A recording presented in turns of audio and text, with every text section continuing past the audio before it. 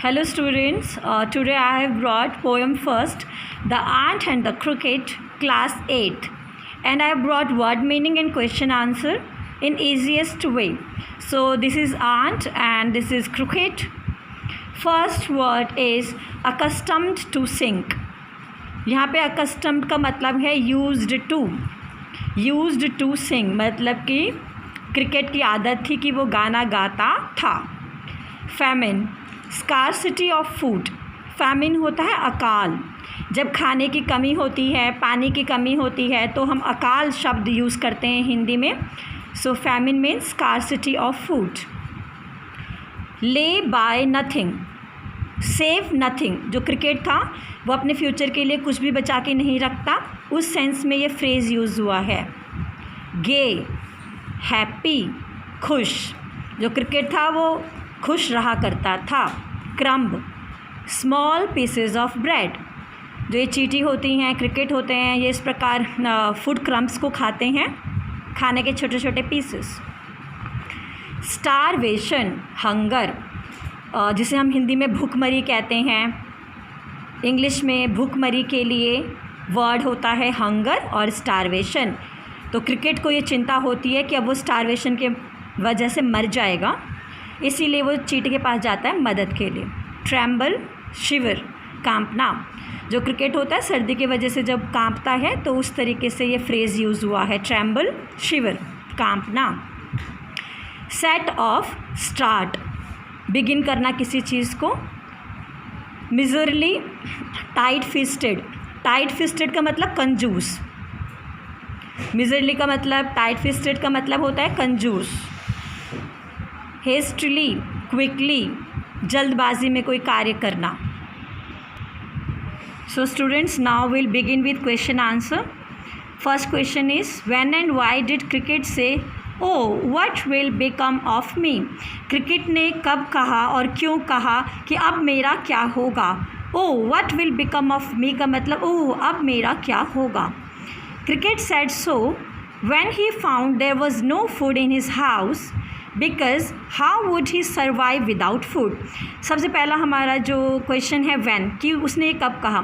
तो क्रिकेट ने ये बात तब कही जब उसने देखा कि उसके घर में खाने के लिए कुछ भी शेष बाकी नहीं है. और वाई का जवाब है बिकॉज मतलब क्योंकि अब उसको लगा कि वो ज़िंदा कैसे रहेगा, बिना खाने के सर्वाइव कैसे करेगा, इसीलिए उसने ये कहा कि हाय अब मेरा क्या होगा, मैं ज़िंदा कैसे रहूँगा. Find in the poem the lines that mean the same as neither a borrower nor a lender. B, Shakespeare. ये जो लाइन है, ये जो फेमस कोट है, ये जो फेमस सेइंग है, ये शेक्सपियर ने कही थी. ना ही हमें उधार लेना चाहिए और ना ही हमें ब्याज देना चाहिए. सो इस लाइन में ये बात हुई है. But we ants neither borrow, we ants nor lend. लोग नाइदर को नीदर भी प्रोनाउंस करते हैं.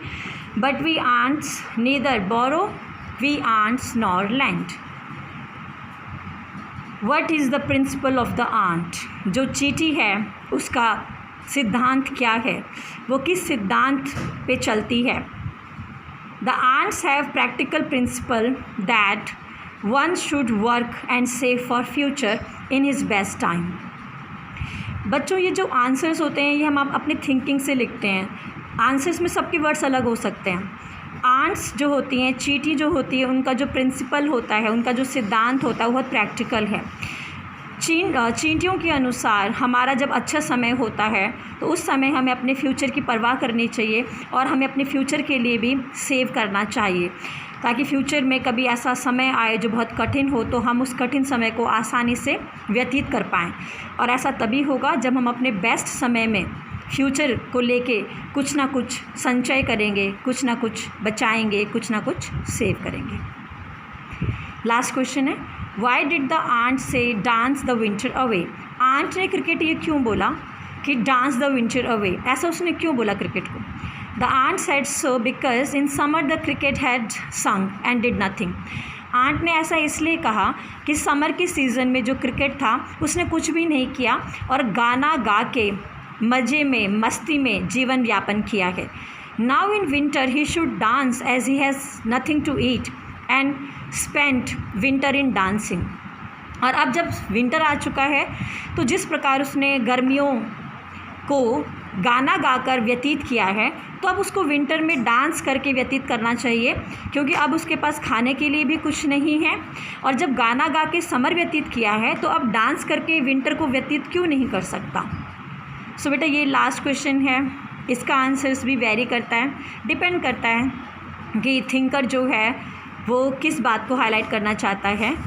सो बस यहाँ पे ये पूछा जा रहा है कि जो क्रिकेट है उसने अपने अच्छे समय में नाच गाना करके व्यतीत किया है, तो अब जब विंटर उसका बुरा समय आ गया है तो अब वो डांस करके इसको व्यतीत कर दे, क्योंकि कोई अभी अब उसकी मदद नहीं करेगा।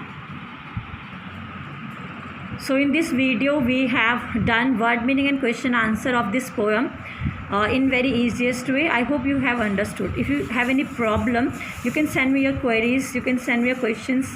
I will be happy to solve them. Thank you.